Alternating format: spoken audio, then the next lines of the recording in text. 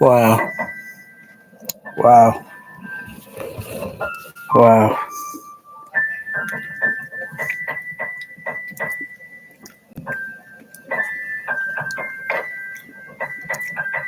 Wow.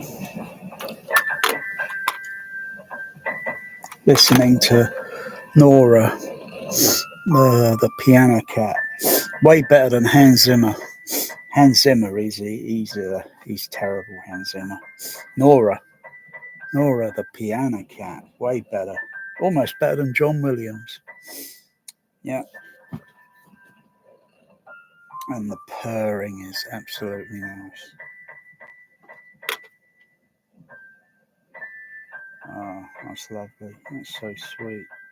Piano cat.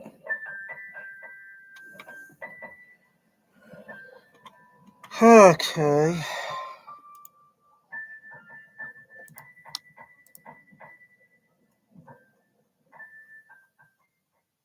Okay. So,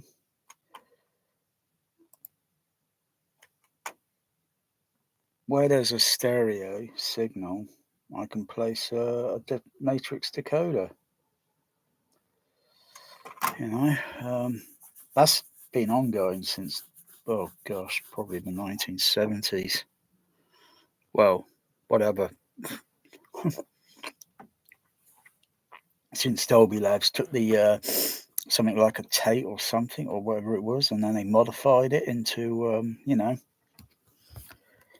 uh, for an optical use. But it's amazing that matrix decoder or matrix decoders had many other uses. You know, where there's a stereo signal, I can use a matrix decoder. Expand the sound, make it do something a little bit more than just a less boring Dolby Atmos.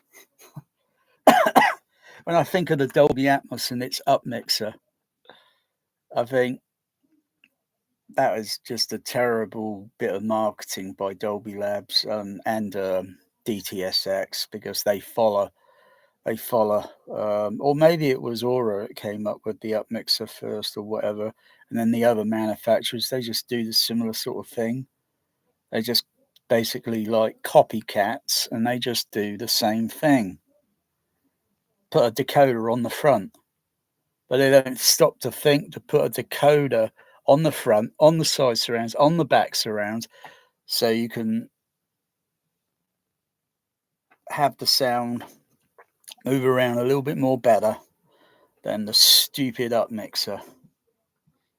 Oh, that's a waste of time, that decoder. I don't hardly use it because I know how it works and it's just boring and also distracting. Um, yeah.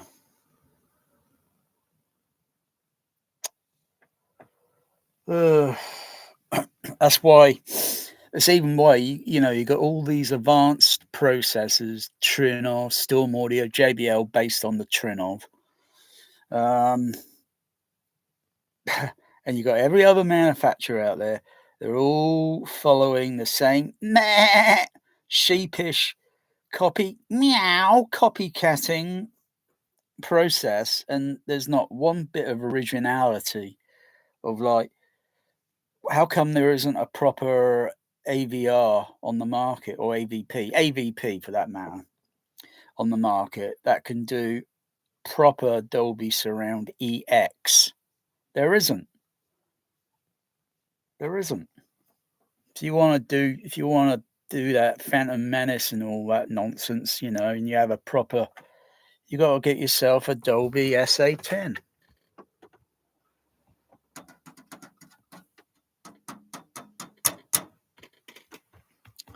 It's had a simple modification on it, a few things stripped out of the CP45 that it once was a CP45.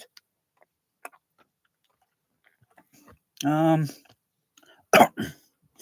yeah, but no, most people don't care for the Phantom Menace because it's rubbish. George Lucas, Jar Jar Binks rubbish, in it. So no one really cares about that movie. Well, especially if it's on Blu-ray 4K. It's not even a theatrical mix. It's a Gary Rydstrom mix. You got to get the AC3 Laserdisc if you want the actual theatrical mix with the theatrical dynamic range. Yeah.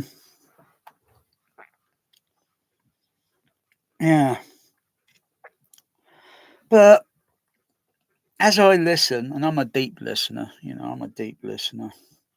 as I listen, I hear all these new types of sound, or I catch on. At least I catch on and thinking, that's interesting. And I also find it distracting because front wide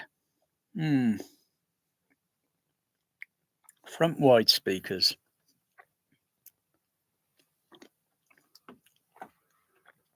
I was messing around with the idea a year or two before it even came out. It's manufacturers that hang around popular forum sites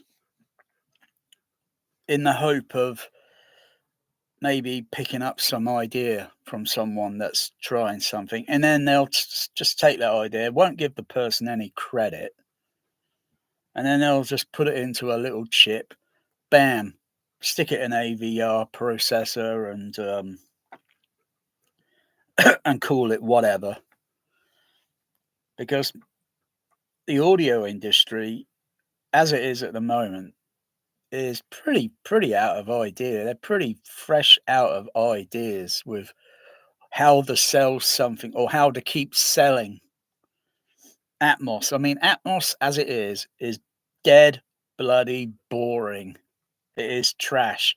It is by no means a 3D sound format. It's more 2.5D sound. It's not 3D. If it were 3D sound, it would have sound that goes up to the top, up here, halfway down, and then right down where you got speakers fitted in the wooden floor or sat on the floor, On the floor, huh?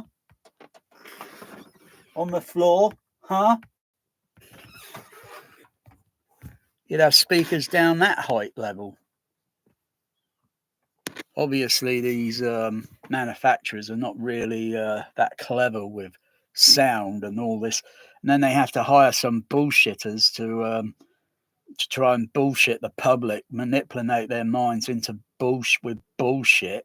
It's more fake than the bloody moon landings. God's sakes. Because they think it's a big commodity in money and they want to keep it relevant. Oh, I'd just rather just put ideas out there and just say, fuck it, everybody, try this idea.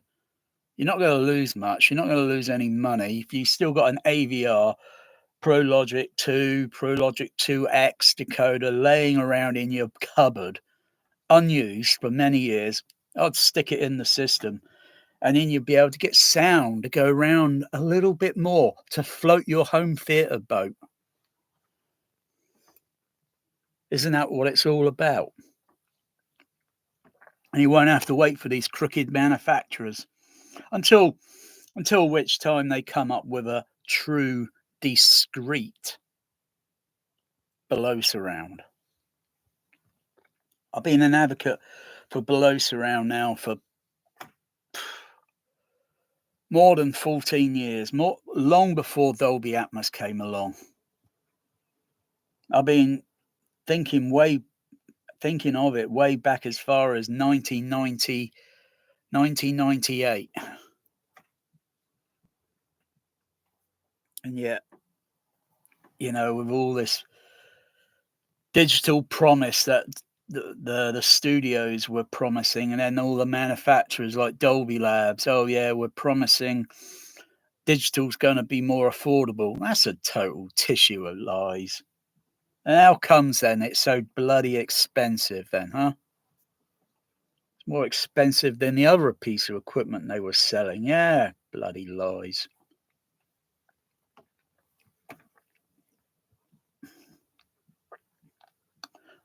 Yeah. So front wide speakers, in the thumbnail, in my thumbnail, there's an image that I posted on a forum.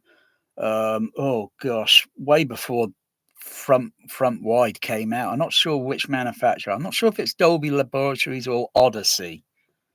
I think it might be Odyssey. Because they had this thing on the AV processor. You got height channel, which everybody disliked it very quickly because they figured out how it's working, and it was a con. It was a scam just to get you to buy another bloody AV processor that you don't really need, for Christ's sake.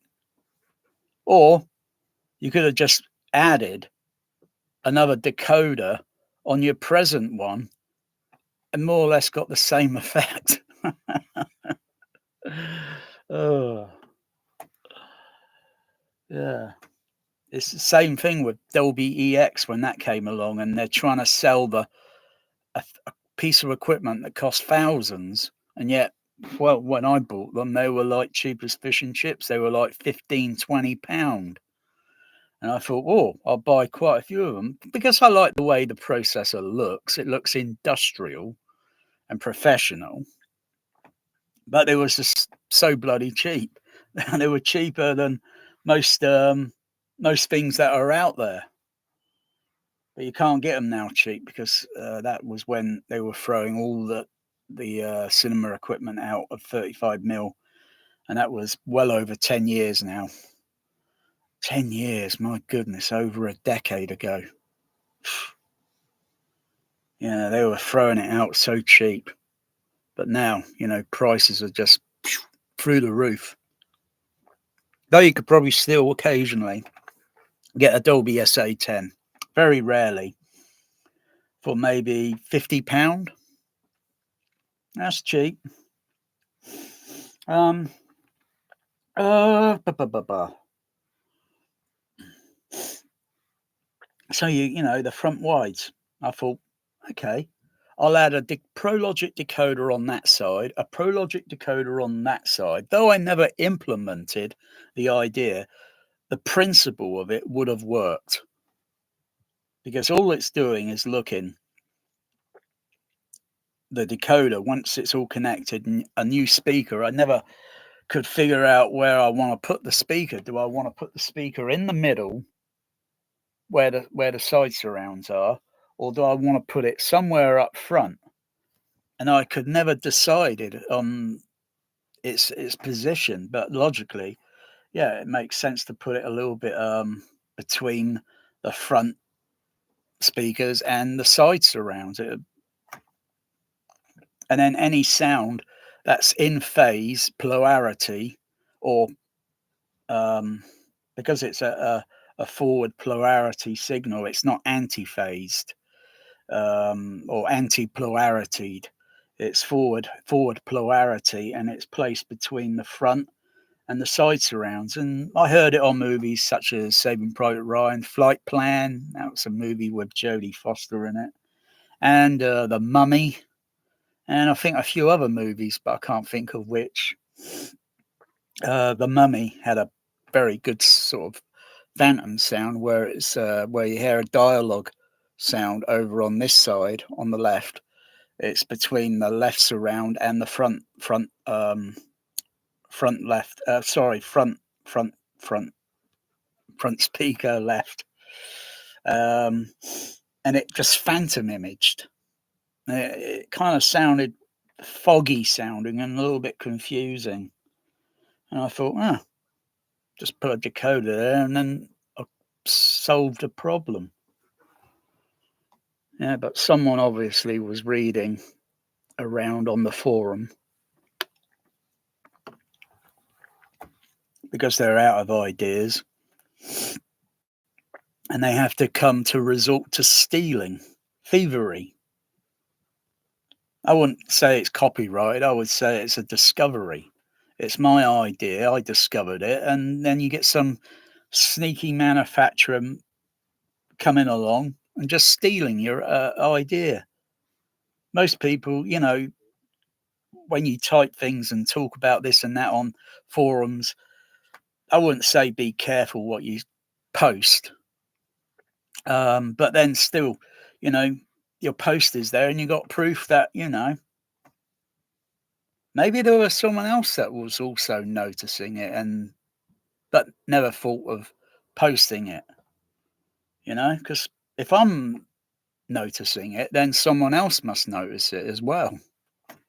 But it's strange that I posted on a forum and about a year or so later, you got this ProLogic or you got this Odyssey, ProLogic 2Z coming out with two things.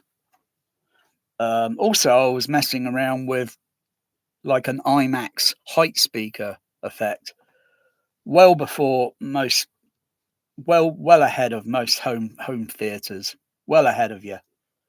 And it was just simply putting a matrix decoder on the front, left, and right. It sees a phantom signal, a phantom sound, and I was just putting another speaker above the center channel in the same configuration as an IMAX layout. And that was well before Dolby ProLogic Z, many years before. I was messing around with that in the somewhere around the early 2000s.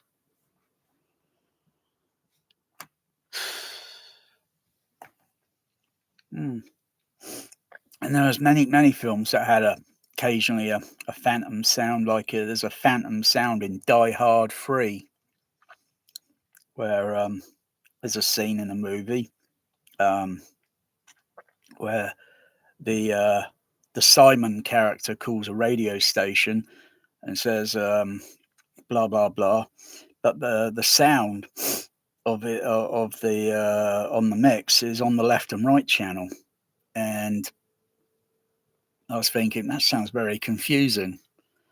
All right, I put a decoder there, and and then just have the sound so it's in the middle of the center and above the center channel. So the center channel's there, and the other speaker's way above it, and it just repositioned the sound into a new position rather than it being like confusing and thinking, well, it seems like a waste. They could have just mixed that sound and just put it in the center channel, or had it just panned over to one side or whatever. But it just didn't sound right. It's in the mix. It sounded very weird, very plastic sounding, not organic, very plastic sounding, because it's artificial. Yeah. And that's how come my overhead surrounds. Where are they? Well, it's very difficult to see with all the lighting. It's very difficult.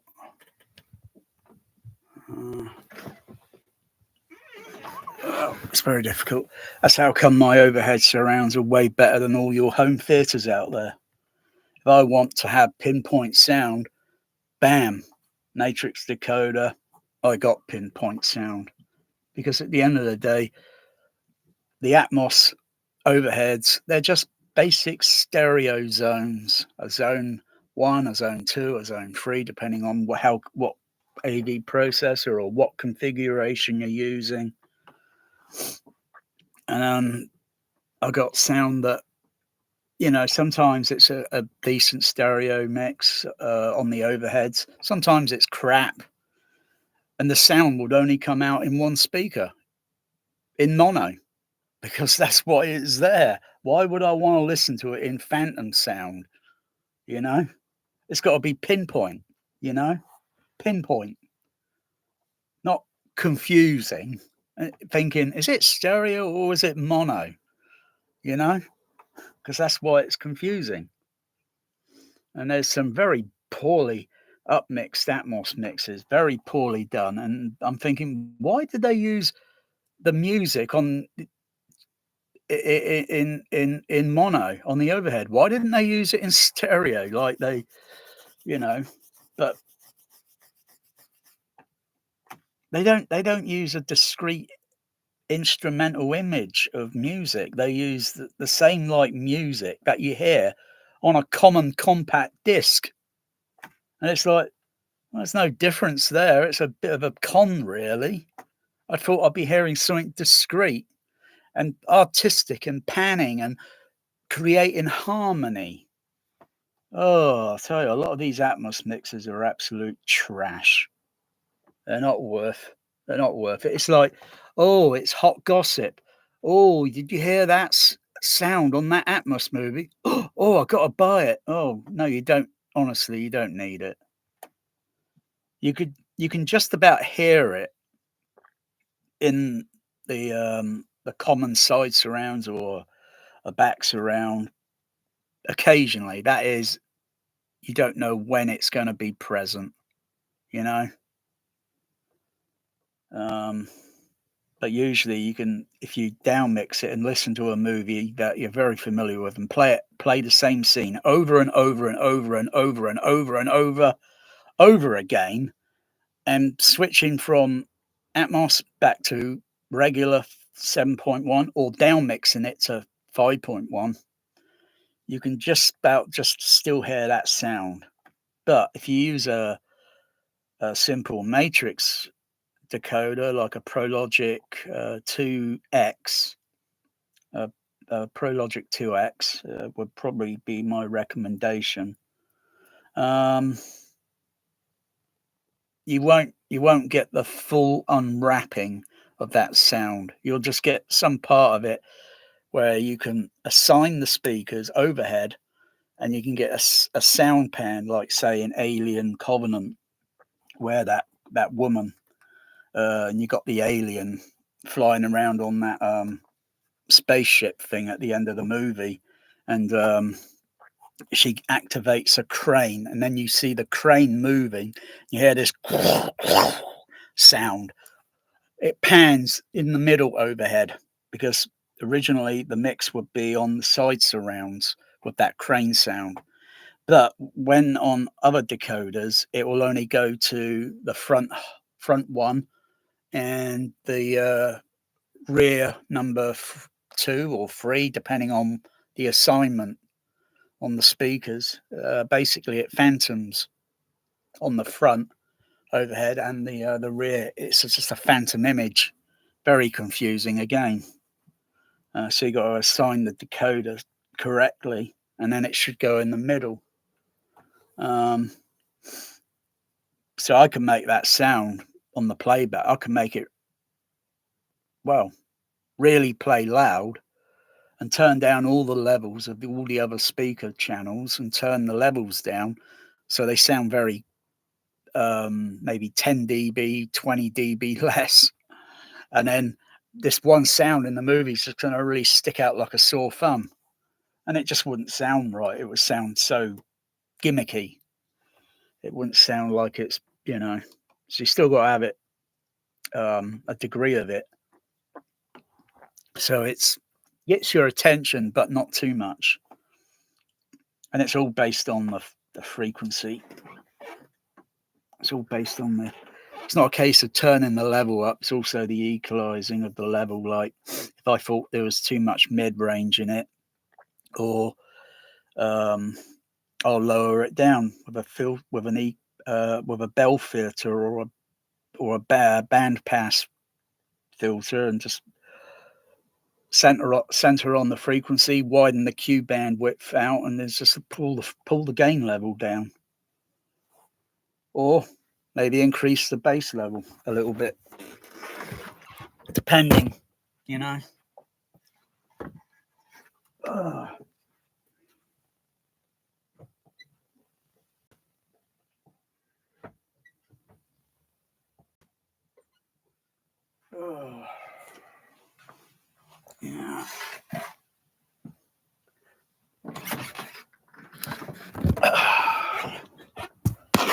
Yeah. So I don't really care if Odyssey, if it was that Chris guy, or if it was Tom Holman, or if it was some other guy at Odyssey, or if it was some guy at Dolby. I don't really fucking care. Trouble is, they swear on their children's lives that they never stole the idea from me. That they got spies hanging around. Because one place they got a load of spies is AVS Forum. There are a bundle of trolls over there, and on Audio Science, and all the very popular ones, and including YouTube. Because these people are out of ideas, they can't think for themselves. Why the fuck are there fireworks going on outside? It's not even November.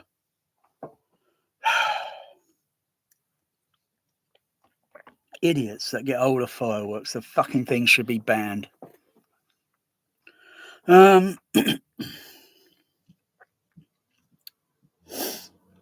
Yeah. I don't feel too disgruntled anymore about the motherfucker that stole my idea for the centre backs around. That idea I've had since 1989 while I was a projectionist at UCI Cinemas, Tower Park. That idea came to my mind. I then put the idea into action until 1998. I could have put it in motion at least 1995, but Dolby AC3 was just a bit too expensive, and DTS came along, and then prices on that were a bit expensive, and then the prices came down on some DTS decoders, and I thought, okay, buy now, and then I can put my little idea into operation.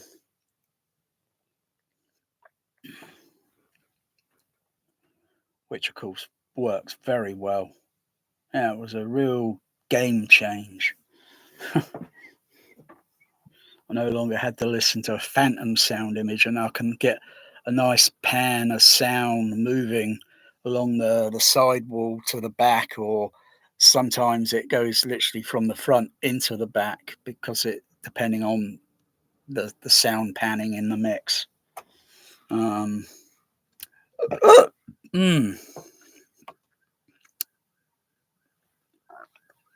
But I don't have the idea for ProLogic 2. That's someone else's idea. I mean, I could have used the ProLogic 2 decoder, but no, it wouldn't have worked, because the idea for ProLogic 2X, where they can get the sound, that's clever, to get the sound go along the side and then to the one speaker and then over to the other and then back and then come back. That's a brilliant idea. That's why I recommend a ProLogic 2X decoder if you want to expand your current system. You don't have to go out and buy a Trinnov, or a Storm Audio. You can easily expand, and then you can brag how many channel outputs you got, because that's what it's all about, isn't it? Bragging. I mean, I'm roughly using 160 speakers in this room. Well, IMAX brag about they got about 44 speakers in their IMAX cinemas. Okay, 44 speakers. Okay, so I got 160. Okay, it's not a big deal. But how many channel outputs, or how many channel outputs can gosh, I think it's something like 27 or 29 points. 29 point. I'm not sure if it's 15 or 16.2 /4/6/8. The 2, 4, 6, 8 is the sub bass configurations that I can do. I mean, can you do Star Wars with like the Baby Boom? Most home theaters can't even do it. In fact, most home theaters are not even geared up to do it. They haven't got matched speakers behind the screen for the sub bass. So they got the same bass bins. So most home theaters can't do that. There's only a few home theaters that I know of, myself and someone else, and there might be someone else out there. So yeah, they're very few around. There are a lot of Star Wars fanatics on YouTube. A lot of them. But can you do Can you do the baby boom in the same way as it was in 1977?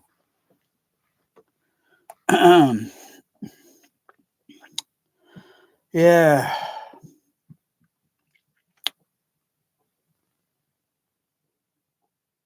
Hmm.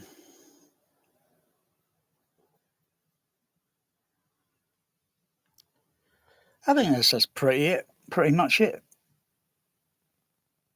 There's really not much else to talk about here. At least I'm doing the talking, and there's no real discussion going on here because a lot of you that are just watching are just too scared. You either fear me because you can't leave a post comment, or maybe it's some yeah. Maybe you're one of those manufacturers, sneaky manufacturers, huh? You know, I can invent a new technique of masturbation. Rather than doing it that way, I might try it this way, and it gives a different sensation, you know?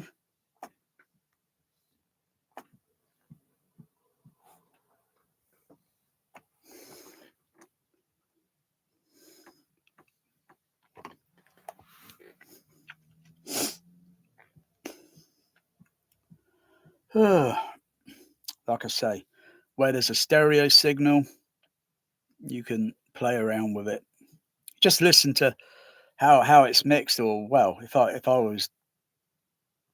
had a computer in front of me and had some shit loaded on it, program, I could do well, well, anyone can pretty much do it now with even with a Pro Logic 2X encoders. So you can buy an encoder and do a Pro Logic 2X encoding mix, and then play it back on the same decoder, and you get sounds that will move and pan and all this, but it's still matrix, but at least it's moving around, you know. Hmm. And how long it takes to do a mix and do pans and do, to come up with artistic harmony effects.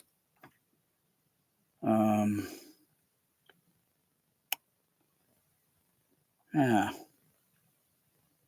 Anyway, there's plenty of other movies atmosing that have polarity reversed signals. Oh yeah. There's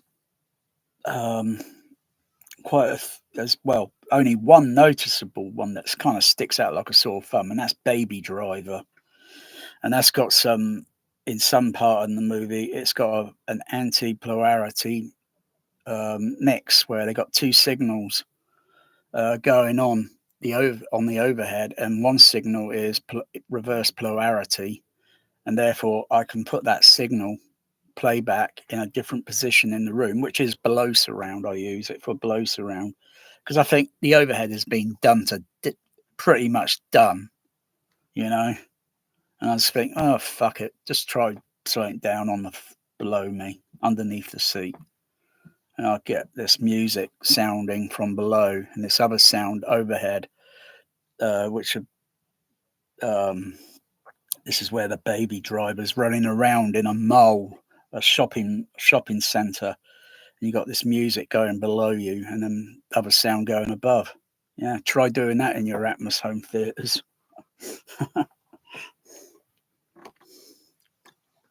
Otherwise, you still hear the sound overhead, but it sounds a little bit weirdish until you got a decoder on it, unwraps the signal, and then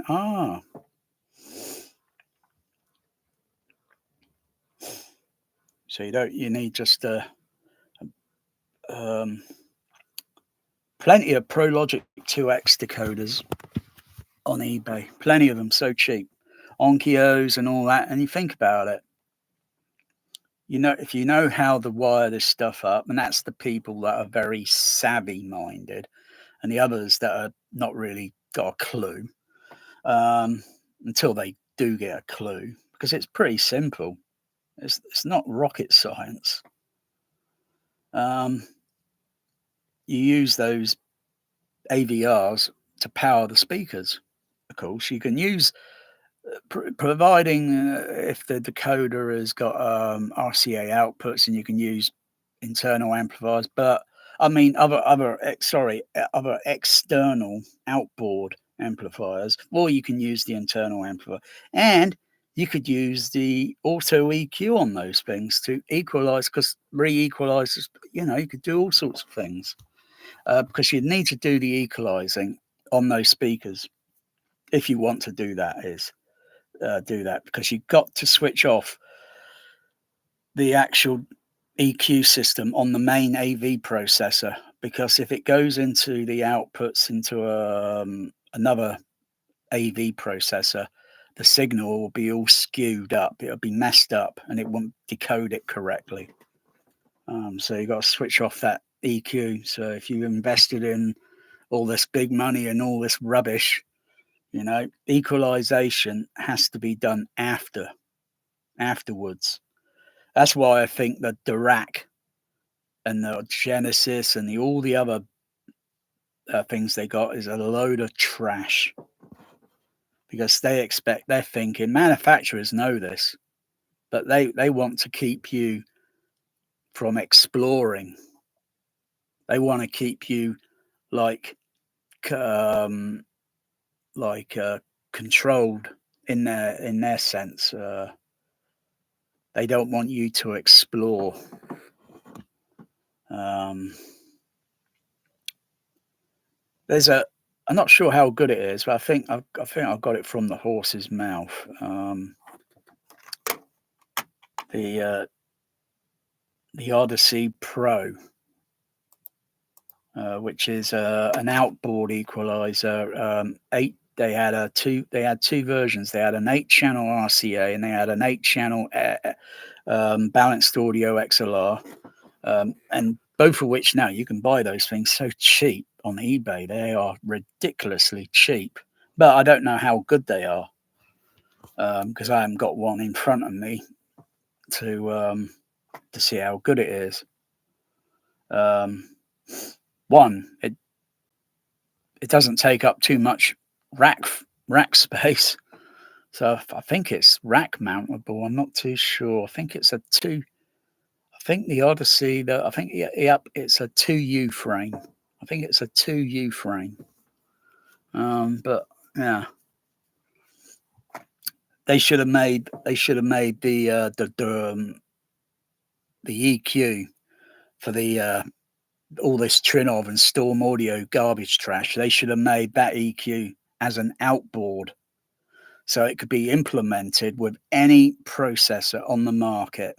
No matter who, what, it can be implemented with any other processor, because equalization has to be done afterwards.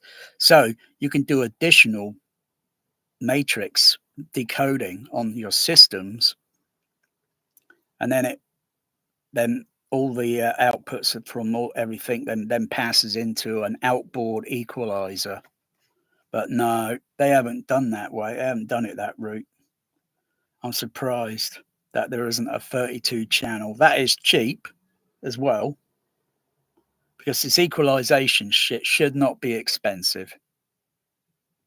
Equalizers and all that, or FTT or FIR or whatever the fuck.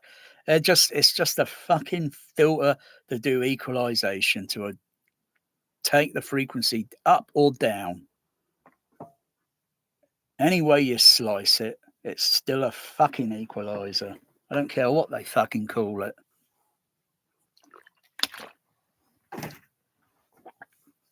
But they should have made it as an outboard and made it cheap so everybody can buy it from one manufacturer and they will just sell like hotcakes. But no, they didn't want to do it that way, did they? They just made it confusing, and the whole bloody home cinema market is a bloody mess. I doubt Tom Holman, if he come along again, because he's retired now, I doubt if he got back into the action of it all, and I doubt he'd be able to even sort the mess out, because it is more of a mess than what the cinema cinema industry was in before THX came along and put things smartly, put it right, better quality playback presentation. The home is a complete mess.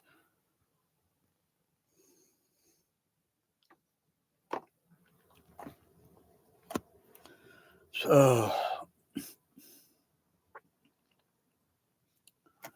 that's enough, you will get. Oh.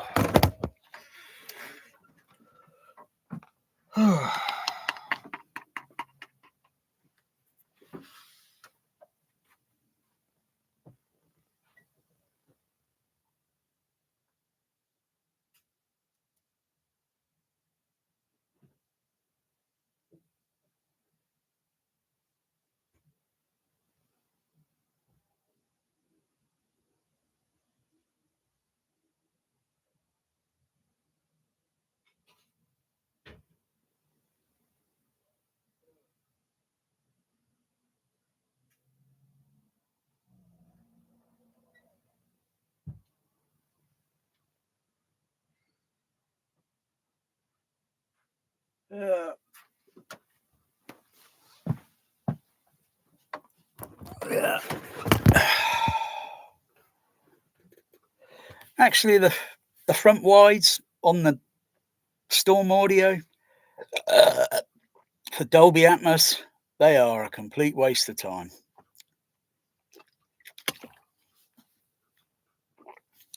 I never heard such rubbish in decades. Don't even though I got the speakers set in a different position, just so I can hear the bloody sound if there's anything there that's present, and it's just like boring. I think Dolby Atmos is the most boringest bloody sound format to ever come along. But then that much said could be about maybe 70 millimeter surround format 42, or maybe format 40, maybe format 43. It depends, because as it goes through the years, the the surround channel was never sometimes maybe fully active.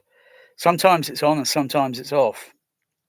And the only channels that are mostly active, mostly is the free screen channels, or if it happened to be a 5 screen, then there'll be 5 screens active, and and the surrounds will only be active now and then.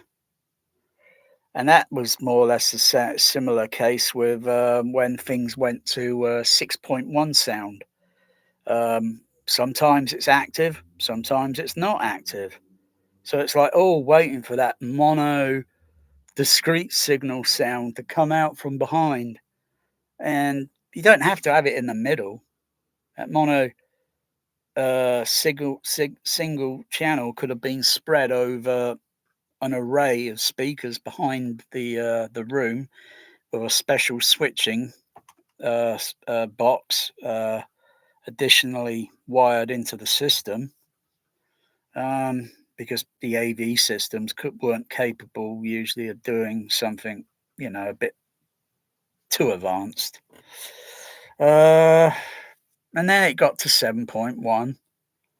And then it was the same sort of thing again. You know, sometimes those rear back stereo surrounds are active and sometimes they're not active. Mostly they only firstly played sound effects. And then when a few years later, then they started introducing, music is getting mixed into it now. Oh, right. So there might be a voice dialogue pan that might move around. It might be a sound effect, but there was music as well. So there was gradually DME, dialogue music effects, getting moved around into the back surround stereo. And then the same sort of thing with overhead. Occasionally it was just sound effects. And then, so it's a little bit more now with music. And, there's dialogue panning moving around. Oh, that's interesting. Yeah. But pretty much overhead, Dolby Atmos is boring. I want to hear something. I want to hear what Hollywood hot mixer, hot shot can do a really decent 3D sound. Fake, though it's still going to be all fake. It's not real life. I'm still waiting. I'm still waiting for my socks to be knocked off. Otherwise, there's the overrated Gravity, and when all the shills on YouTube start saying, "Oh wow, Gravity's on Blu-ray again. Oh wow," and other people are like, "There's no 4K release." You don't want a 4K release. Why would you want a 4K release? God, your life must be bloody dull and boring. I don't care if they fucking produced it on resurrected fucking Laserdisc.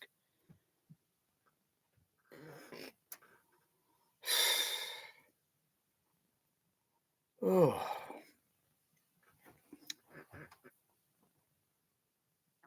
God.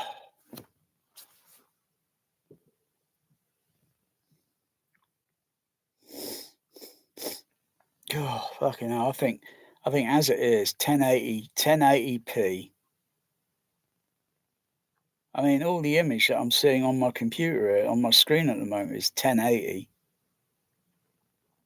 Or maybe it's a little higher on the computer, but the line resolution, it looks fine to me. Fucking hell, I can read it.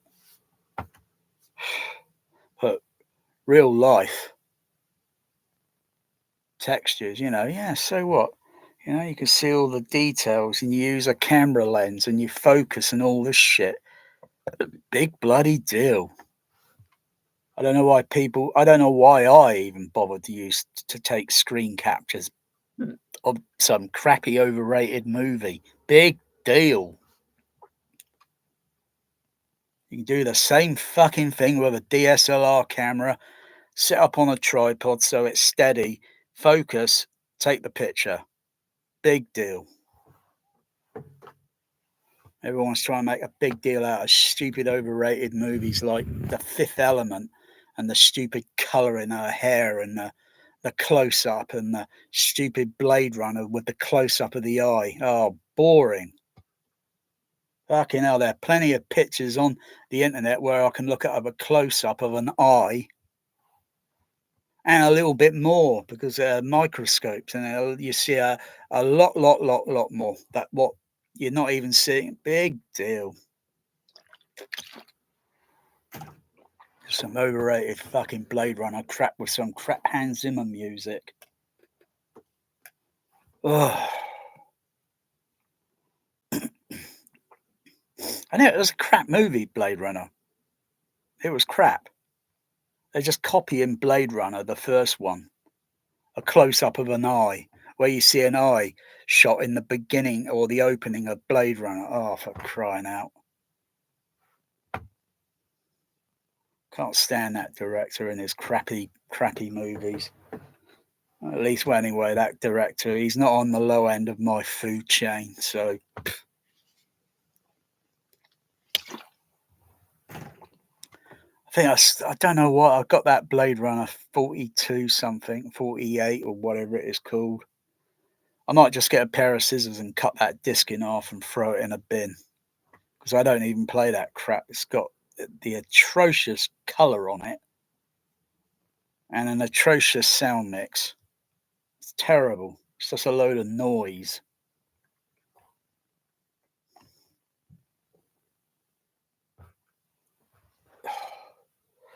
Just like I need to do a ranting video and produce a load of noise in my conversation, just like I need to breathe.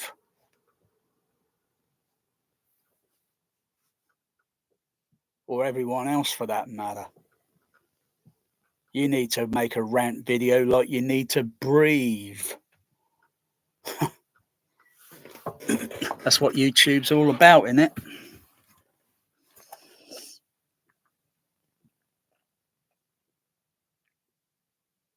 But hopefully, at the same time, I'm trying to wake a lot of you people up that seem to be sleeping and dreaming about crappy Dolby Atmos.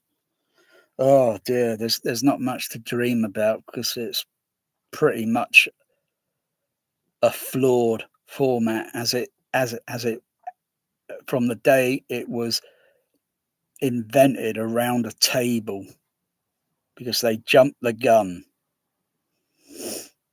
They didn't think, oh, we're missing something here. We're missing an array of channels. They just kept sticking bloody more the same along the bloody sidewalls, for Christ's sake. Like it's not been like there hadn't been speakers there before. Well, of course they have. They just play the same signal. Now they want to do it discreetly, or they want to get it do pan through. I think the Dolby Atmos pan through thing, I think it's just boring because most of the time on probably a Storm Audio, a JBL or Storm Audio, sometimes you get the pan through, blah blah blah, and sometimes then it goes weird in the mix, and then you only get one part of the signal coming through the middle. Surrounds only, and all the others are turned off. There's nothing going on in the mix. It's like they can't artistically move the instrumental of musical instruments and come up with some artisticness on those stupid dubbing stages with all that advanced billions of technology, billions that the fucking studios fucking net worth is fucking worth. They can't fucking come up with something. Fucking boring. Though, if you set and arrange musical instruments along a stage and you're microphoning it, you got all the arrangements of the instruments, and then you got to think a little bit beyond that, like what else can be done? You know, what else? Put a twist on it and give it a surprise. Because there will be people that are actual listeners out there. All the others, they just hear it, but they're not really listening. They won't be really that much wowed, they just hear it. That's why it's always been my philosophy. There are two types. There's people that hear sound and people that listen.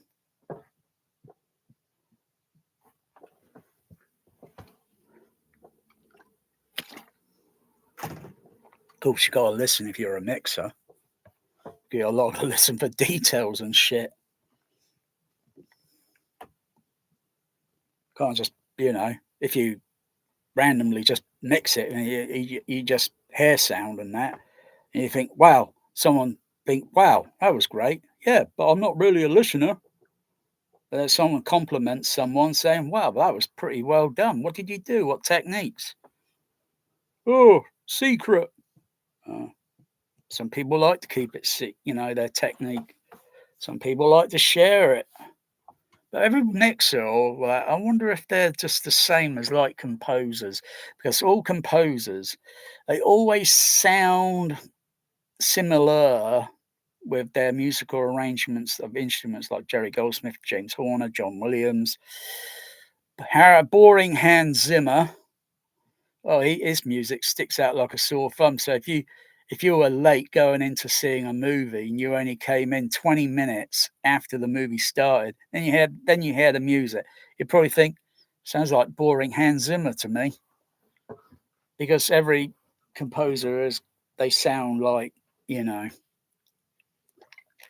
And it'd be like, could you hear the difference if it were different re-recording mixers, sound editors, sound designers, blah, blah, blah? Does it sound like a Gary Rydstrom mix, or does it sound like a Walter Murch or Ben Burt or Randy Thorne mix? That's pretty hard to tell, I guess. Oh.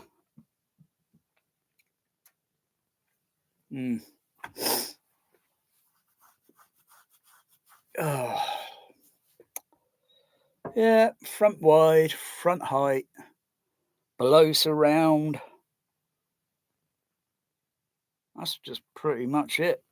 So coming up to almost an hour, so I'll end it there. Go in your back cupboard. Go and look in your cupboard. See what processor you got, and if you haven't got one, go on eBay, because I guarantee you could buy an Onkyo ProLogic 2X, cheap as fish and chips, less than $300, and then you just buy a few of them, or buy 3 or 4 or 5. It depends on what Atmos setup you got, and then you can just, depending on your main processor, if it's got outputs. RCA phono, though most manufacturers are doing away with outputs now, and you're just stuck with a lemon that you can't do anything with, because it's just got amplifiers, no actual RCA or XLR or whatever, on it. And you're just stuck. You got, if you want that, you've got to pay a little bit. You've got to pay thousands more just to have fucking XLR. XLR are as common as fucking mud on eBay. XLR have been around for decades, and manufacturers still to this day, they're greedy motherfuckers. They try to make out like an XLR is a big deal. Don't get conned into all this home theater bullshit and all these bloody integrators at those bullshitting seedier shows. Oh, a load of them are. Oh, would anyone honestly buy Anthony Grimani loudspeakers? The way the guy picks those things up, they look like they're made of bolster wood. If you could pick a speaker up that easily, then it's, that easy. It's cheap rubbish. And there's nothing brilliant in the bloody design. Crikey, an ex-former Dolby Lab and THX guy, and he's trying to sell trash at whatever price it is. You can go and get some professional cinema JBL on eBay for a little bit maybe more, but the quality is obviously, you're going to have real cinema sound in your home, not some cheap bloody, especially when you got a room that's pretty large. You got these stupid bloody unknown bloody manufacturers, whether they're JTR, RT, whatever, or bloody Ascendo and bloody and all that other crap that's been coming out in the last few weeks. Crikey, what's wrong with you lot out there? Have you never heard of eBay?